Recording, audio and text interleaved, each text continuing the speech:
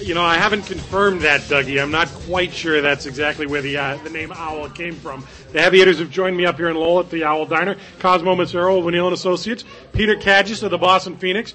Both went with Westford Street omelets, if I'm not mistaken. Check out the ham sides, though.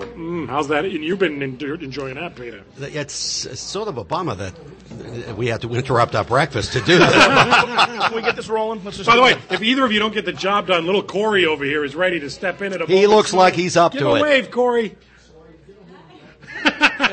He's ready to go at a moment's notice. Cosmo, Corey leads me into our first topic, which is you. A little celebrity spotting email. I got to start with this. Ed in Woburn. A quick note to Cosmo of the heavy hitters. My son Colin had the pleasure of serving you and your son at the Chuck E. Cheese on Friday night. He was quite happy to meet someone who's part of his weekly routine, and he says, "Thanks for the tip, a rarity at Chuck's." That's one of our favorite haunts, Chuck E. Cheese up in Woburn. And, you got to take care of the staff. So, kind of a late night, too. It's kind of a big night out for us, about 9 o'clock. See, I'm pleased to say that I've gone all through fatherhood without ever setting foot in a Chuck E. Cheese. I have no kids, but yet I have stepped foot in a Chuck E. Cheese. So, I don't know. What was the tip? A couple of bucks, enough. The Chuck E. Cheese pizza is a big item in our household. There you go. Got to get at least once a month. So. All right, let's get political here, gentlemen. Obviously, down in Virginia, Maryland, D.C., they're voting today. Presumably, Obama's going to take those. That's what the scuttlebutt is anyway. He actually leads the delegate count, technically. Very tight, but we find out in today's New York Times that the inner circle of the Hillary Clinton campaign is starting to get a little nervous. They feel like they're getting boxed in tighter and tighter, and they're not sure they have the answers. Is it reason for concern right now if you're on Hillary's side? I think it is, though. Let's remember that Hillary seems to have her best moments when things look really bad. That seems to be the pattern in this election cycle. So that may happen again, but things don't look great for her right now. I think it's pretty clear that Obama is going to have a very good day in the Potomac primaries. It's plays to his base, and I do think that there's reason for concern. She needs to do well in Texas, Ohio, and the issue with the superdelegates, when they start to suggest that things may be all done for her, that's a real problem. They potentially they make up about a third of the delegate count. They can and will swing this one way or the other if they so decide. And once they start talking that you're in trouble, you really are. Hillary apparently gave a pep talk to the staff yesterday, Peter, saying, "Don't lose heart. We still got plenty of time in this thing." Apparently the pep talk didn't go over very well. People were not soothed, was the exact quote in the New York Times. Who's right, Hillary here or her staff? Well, her staff may be true believers, but I don't think they're idiots. It's pretty clear that Obama has momentum with him. I mean, Hillary's best hope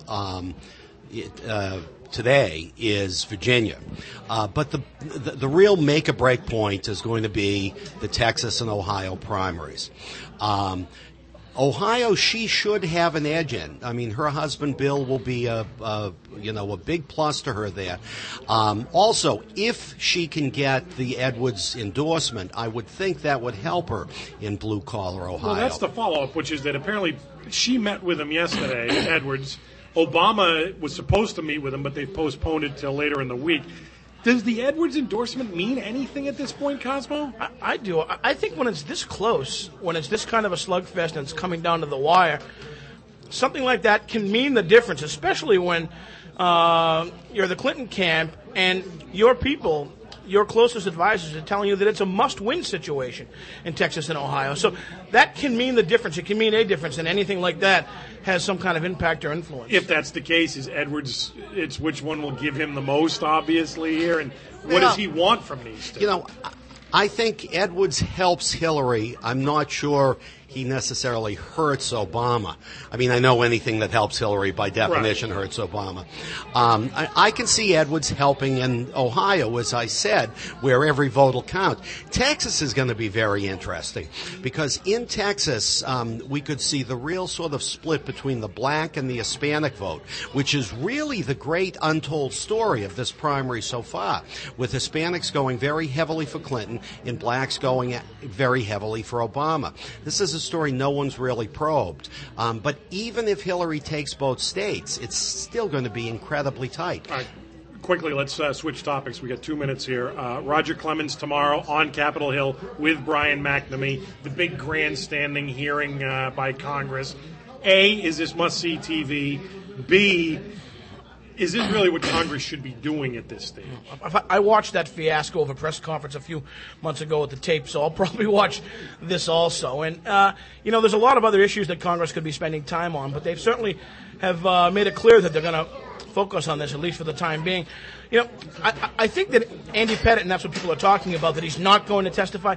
He's already done the damage. It's pretty clear. I think they're saving him the embarrassment and maybe rescuing or salvaging the friendship between Pettit and Clemens. Clearly, he's already inflicted damage with the statement, the sworn statement he's given, and I think that's really important. I think Clemens is going to have a tough time in this hearing. Will you be watching tomorrow, Peter? No, I won't be watching. I feel bad for Roger Clemens. I mean, the poor boob is out of his league, out of his depth. But I got to say, this whole congressional hearing thing.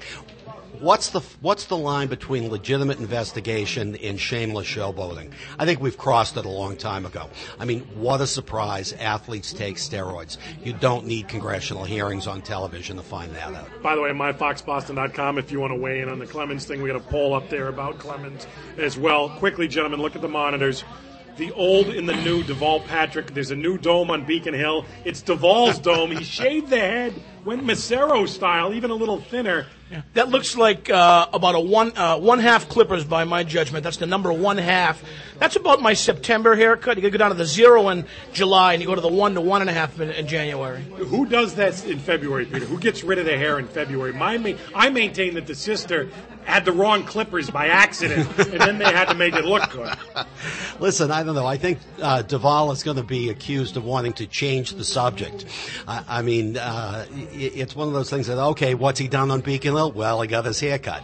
And I'm sad to say, because I'm a big Deval supporter, that there's some truth to that wisecrack. Unlike Edwards, at least this one didn't cost $400. He needs to go to Teddy in East Arlington. He'll take care of him. Hey, he has a sister First cut Chuck E. Cheese, now Teddy in East Arlington. Eat your Westford Street, would you? He's Cosmo, he's Peter. They are the heavy hitters. We'll take a timeout. When we come back, perhaps a replacement hitters group at a table not too far from here. Stick around.